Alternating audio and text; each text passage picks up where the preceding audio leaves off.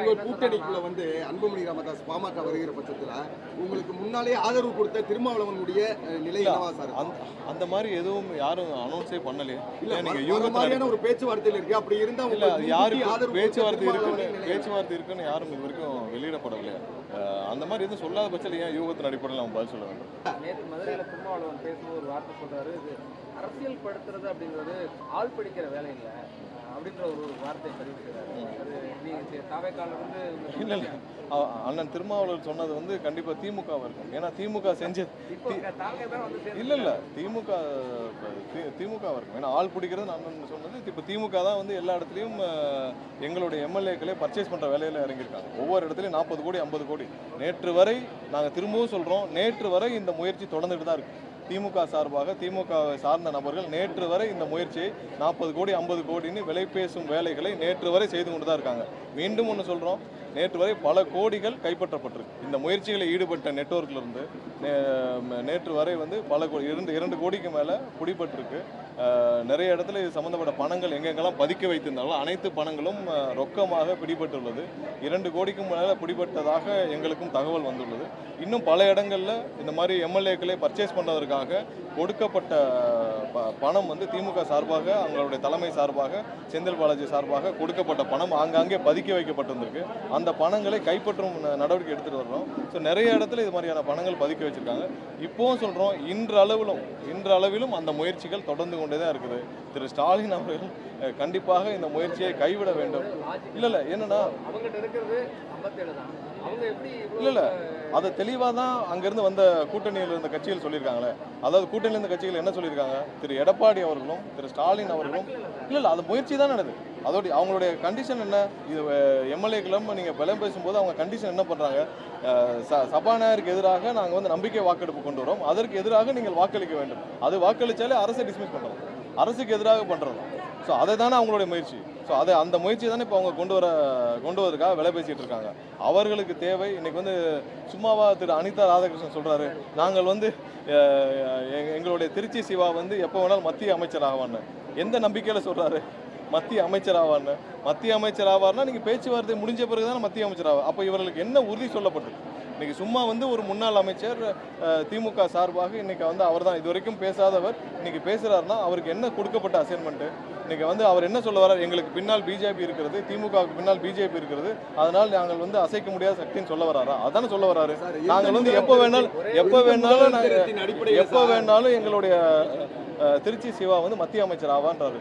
இது கவனிக்கப்பட வேண்டிய விஷயம், சாதாரண விஷயம் இல்லை. அடுத்து என்ன சொல்றாருன்னா, திமுக அலையன்ஸ் அதாவது தாவேக்காவை எதிர்த்து நின்று ஜெயிச்சவங்களை சேர்த்து ஆட்சி அமைக்கிறது சரி அப்படின்னா அதாவது காங்கிரஸும் கம்யூனிஸ்டும் என்ன காரணத்தினால் வெளியே வந்தார்? இல்லை காங்கிரஸும் கம்யூனிஸ்டும் என்ன காரணத்திற்காக இவர்கள் அதிமுகவுடனும் பிஜேபியுடனும் சேர்ந்து ஆட்சி அமைக்க முயற்சி செஞ்ச பிறகுதானே வெளியே வந்தாங்க. இன்னொன்று, திமுக தனியாக நின்றிருந்தால், இன்னைக்கு அவங்க சொல்றாங்களே திமுக ஓடலாம் இல்லை, திமுக தனியாக நின்றிருந்தால் 20 சீட்டு கூட வராது. திமுகவுடைய எப்பயுமே தனிப்பெரும்பாலும் அவங்க 18, 19, 20% தாண்டினதில்லை. கூட்டணி காங்கிரஸ் இருந்ததாலும் கம்யூனிஸ்ட் கட்சி இருந்தாலும் அண்ணன் திருமாவளவன் இருந்தாலும் ஐஎம்எல் இருந்தனால தான் அவங்களுக்கு இவ்வளோ பெரிய வெற்றி எப்பயுமே போன தடவை ஜெயிச்சது. 2006 திமுக ஆட்சி அமைத்தது காங்கிரஸ், அப்போ இருந்த கூட்டணி எல்லாம் சேர்த்து பாமக எல்லாம் சேர்த்து தான். திமுக என்றைக்குமே தனியாக அவர்களால் 50 சீட்டோ 30 சீட்டோ வாங்க முடியாது. அவங்களுடைய தனிப்பெரும் எப்பயும் அவங்களோட நம்பர் அரித்மெட்டிக் தான். இப்போ போன தடவை ஆட்சி அமைத்தது ஏன் 2011 2014 அவ்வளோ பெரிய படுதோலி அடைஞ்சாங்க? அவங்க ஆட்சி அமைக்க முக்கிய காரணம் அண்ணன் திருமாவர்களும் காங்கிரஸும் கம்யூனிஸ்டும் காரணத்தினால் மட்டும்தான் திமுக 2021 ஆட்சி அமைக்க காரணமாக இருந்தது. ஸோ அவங்க இவ்வளவு தூரம் சீட்டு வாங்கினதான் காங்கிரஸ்னால தான். காங்கிரஸும் கம்யூனிஸ்டும் அண்ணன் திருமாவும் இல்லை என்றால் அவங்க 20 சீட்டுகளை வாங்கியிருக்காங்க. அதான் உண்மை. ஸோ அது அந்த வெற்றிக்கு பிறகு அவங்க 50 சீட்டு 57 சீட்டு வாங்கினதுக்கு பிறகு அவங்க திரும்பவும் பாஜகவுடனும் அதிமுகவுடன் சேர்ந்து நினைச்சா யார் கூட இருப்பாங்க? ஸோ அதனால தான் வெளியே வர்றாங்க. ஸோ அதில் எந்த தவறும் இல்லையா? அவங்க கொள்கைக்கு எதிராக அவங்க போய் செய்கிறதுக்கும் மக்கள் தீர்ப்புக்கு எதிராக செயல்படுறதுக்கும் விருப்பமெல்லாம் வெளியே வராங்க. திமுக இப்போ சொல்கிற காரணம் ஏதாவது ஒரு ஏற்றுக்கிற மாதிரி இருக்கா? அவங்க போய் அதிமுகவுடன் பிஜேபி கூட சேர்ந்து ஆட்சி அமைச்சால் யாராவது ஏற்றுக்கொள்வாங்களா? ஸோ அதை அதை தான் அவங்க வெளியேறாங்க. வேறு எந்த காரணம் உங்க கூட்டணிக்குள்ள வந்து அன்புமணி ராமதாஸ் பாமக வருகிற பட்சத்துல உங்களுக்கு முன்னாலே ஆதரவு கொடுத்த திருமாவளவனுடைய நிலை என்னவா சார் இருக்கும்? அந்த மாதிரி எதுவும் யாரும் அனௌன்ஸே பண்ணலையே. இல்ல நீங்க அந்த யூகத்துல மாதிரியான ஒரு பேச்சுவார்த்தையில் இருக்கு. அப்படி இருந்தா இல்ல உங்களுக்கு அது யாருக்கு முன்கூட்டி ஆதரவு பேச்சுவார்த்தை கொடுத்த இருக்குன்னு திருமாவளவனின் நிலை பேச்சுவார்த்தை இருக்குன்னு யாரும் இது வரைக்கும் வெளியிடப்படவில்லையா? அந்த மாதிரி எதுவும் சொல்லாத பட்சத்தில் ஏன் யூகத்தின் அடிப்படையில் நம்ம பதில் சொல்ல வேண்டும்? நேற்று மதுரையில திருமாவளவன் பேசும்போது ஒரு வார்த்தை சொல்றாரு, இது அரசியல் படுத்துறது அப்படிங்கிறது ஆள் பிடிக்கிற வேலை இல்லை அப்படின்ற ஒரு வார்த்தை தெரிவிக்கிறாரு. அது நீங்க தாவேக்கால இருந்து இல்லை இல்லை அண்ணன் திருமாவளவன் சொன்னது வந்து கண்டிப்பாக திமுகவாக இருக்கும். ஏன்னா திமுக செஞ்சது இப்போ தாவே தான் வந்து சேர்ந்து- இல்லை இல்லை திமுகவாக இருக்கும். ஏன்னா ஆள் பிடிக்கிறது அண்ணன் சொன்னது இப்போ திமுக தான் வந்து எல்லா இடத்துலையும் எங்களுடைய எம்எல்ஏக்களே பர்ச்சேஸ் பண்ணுற வேலையில் இறங்கியிருக்காங்க. ஒவ்வொரு இடத்துலையும் 40 கோடி 50 கோடி. நேற்று வரை நாங்கள் திரும்பவும் சொல்கிறோம், நேற்று வரை இந்த முயற்சி தொடர்ந்துட்டு தான் இருக்குது. திமுக சார்பாக திமுக சார்ந்த நபர்கள் நேற்று வரை இந்த முயற்சியை 40 கோடி 50 கோடின்னு விலை பேசும் வேலைகளை நேற்று வரை செய்து கொண்டு தான் இருக்காங்க. மீண்டும் ஒன்று சொல்கிறோம், நேற்று வரை பல கோடிகள் கைப்பற்றப்பட்டிருக்கு. இந்த முயற்சிகளில் ஈடுபட்ட நெட்வொர்க்லேருந்து நேற்று வரை வந்து பல இரண்டு கோடிக்கு மேலே பிடிபட்டிருக்கு. நிறைய இடத்துல இது சம்மந்தப்பட்ட பணங்கள் எங்கெங்கெல்லாம் பதுக்கி வைத்திருந்தாங்களோ அனைத்து பணங்களும் ரொக்கமாக பிடிபட்டுள்ளது. 2 கோடிக்கும் மேலே பிடிபட்டதாக எங்களுக்கும் தகவல் வந்துள்ளது. இன்னும் பல இடங்களில் இந்த மாதிரி எம்எல்ஏக்களை பர்ச்சேஸ் பண்ணுவதற்காக கொடுக்கப்பட்ட பணம் வந்து திமுக சார்பாக அவங்களுடைய தலைமை சார்பாக செந்தில் பாலாஜி சார்பாக கொடுக்கப்பட்ட பணம் ஆங்காங்கே பதுக்கி வைக்கப்பட்டிருந்திருக்கு. அந்த பணங்களை கைப்பற்றும் நடவடிக்கை எடுத்துகிட்டு வர்றோம். ஸோ நிறைய இடத்துல இது மாதிரியான பணங்கள் பதுக்கி வச்சுருக்காங்க. இப்போவும் சொல்கிறோம், இன்றளவிலும் அந்த முயற்சிகள் தொடர்ந்து கொண்டே தான் இருக்குது. திரு ஸ்டாலின் அவர்கள் கண்டிப்பாக இந்த முயற்சியை கைவிட வேண்டும். இல்லை என்னன்னா அவங்ககிட்ட இருக்கிறது 57 தான். அவங்க எப்படி இல்லை அதை தெளிவாக தான் அங்கேருந்து வந்த கூட்டணியில் இருந்த கட்சிகள் சொல்லியிருக்காங்களே. அதாவது கூட்டணியில் இருந்த கட்சிகள் என்ன சொல்லியிருக்காங்க, திரு எடப்பாடி அவர்களும் திரு ஸ்டாலின் அவர்களும் இல்லை அது முயற்சி தான் நடக்குது.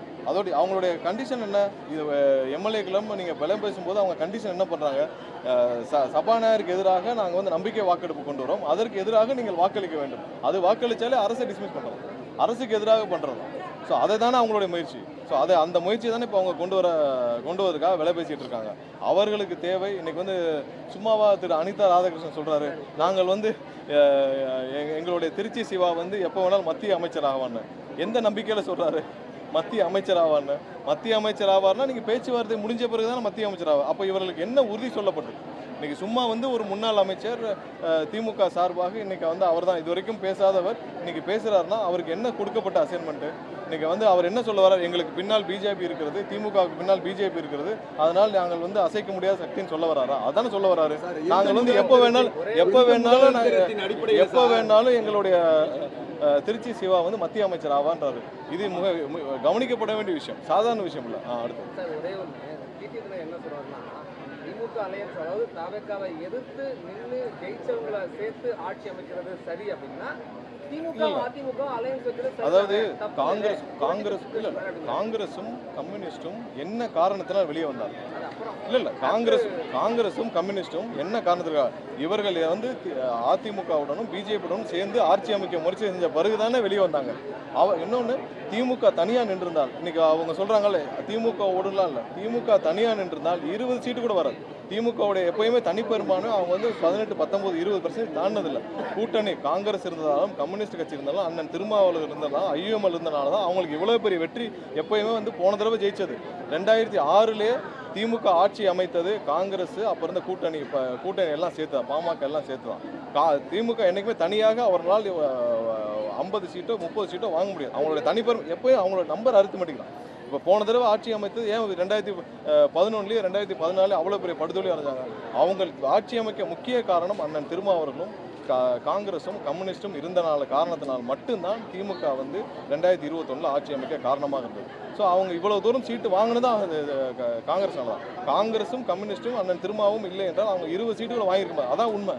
ஸோ அது வந்து அந்த வெற்றிக்கு பிறகு அவங்க 50 சீட்டு 57 சீட்டு வாங்கினதுக்கு பிறகு அவங்க திரும்பவும் வந்து பாஜகவுடனும் அதிமுகவுடன் சேர்ந்து நினைச்சா யார் கூட இருப்பாங்க? ஸோ அதனால தான் வந்து வெளியே வர்றாங்க. ஸோ அதில் எந்த தவறும் இல்லையா? அவங்க வந்து கொள்கைக்கு எதிராக அவங்க போய் செய்கிறதுக்கும் மக்கள் தீர்ப்புக்கு எதிராக செயல்படுறதுக்கும் விருப்பமெல்லாம் வெளியே வராங்க. திமுக இப்போ சொல்கிற காரணம் ஏதாவது ஒரு ஏற்றுக்கிற மாதிரி இருக்கா?